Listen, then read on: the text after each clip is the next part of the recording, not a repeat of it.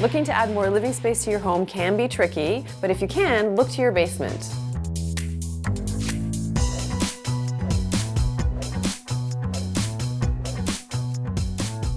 I think the biggest challenge with renovating a basement and creating a space that you want to live in is actually having a basement that feels like a continuous flow from the rest of the house. I think if you're considering renovating a basement, one of the biggest things to think about is how to make it not look like a basement. There's many things that a basement is good for in terms of functionality. I think they make great home offices if you're someone who works from home.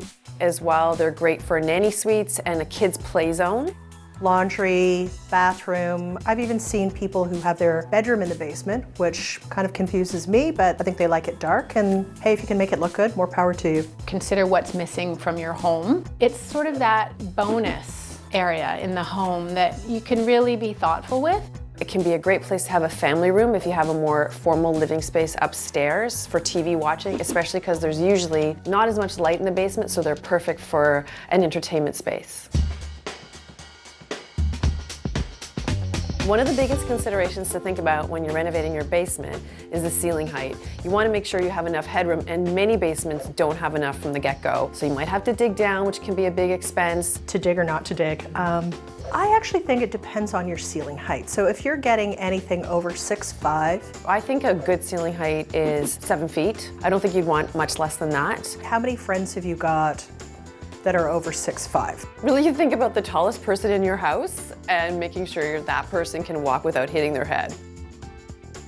Natural light definitely is something that affects us, and living in a Canadian climate, we don't get a whole lot of light for a good part of the year. But I think there are things that you can do, and not necessarily having a lot of windows. If you have the budget to find a way to blow out the back of your basement, drop the floor down and enter into the garden through a lower level door, fabulous. If you don't have the budget to do that, yeah, you can make a space feel really cozy and inviting with dark colors, maybe some paneling on the walls, lush fabrics. I wouldn't embrace the dark. I would make it as bright, as light as possible, even fool you into thinking there's more natural light with paint, with fake drapery treatments. Keep everything light and fresh. Mix a lot of neutrals with texture.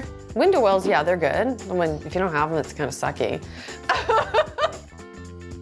I think you should approach lighting in a basement like any other room. Start with your pot lights. You probably won't have great ceiling height, so you don't want to do hanging fixtures. So something that's recessed and tucked away. You don't want to create a landing strip of pot lights above. That's a mistake a lot of people make, is they just put too many lights in the ceiling. And then of course, just like any other room in the house, think about your task lights, your table lights. Some floor lights, some sconces, and you're good to go. I think the most practical flooring for a basement is probably tile, because it's fairly affordable. You can remove sections of it in case there's a flood or drainage. I'm someone who has renovated a basement and had it flood after the renovation, so I'm pretty adept at what the wrong choice of a floor was. I would say stay away from hardwood if you can. Concrete is great too. You can make a polished concrete floor look super modern and stunning, and it's really practical. Try for a laminate. It could look like hardwood, but if something were to happen, you're not going to feel devastated that you're tearing up something inexpensive.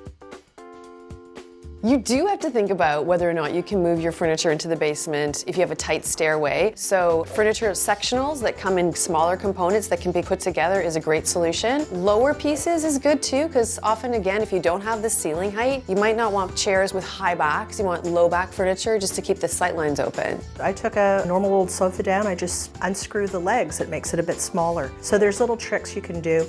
It might be worth hiring professional movers to get the furniture down, because they will know those little tricks that you don't know. In terms of condominium furniture, like furniture that's designed in a smaller scale, which would work perfectly for basement, so you just have to do your shopping and sort of think outside the box.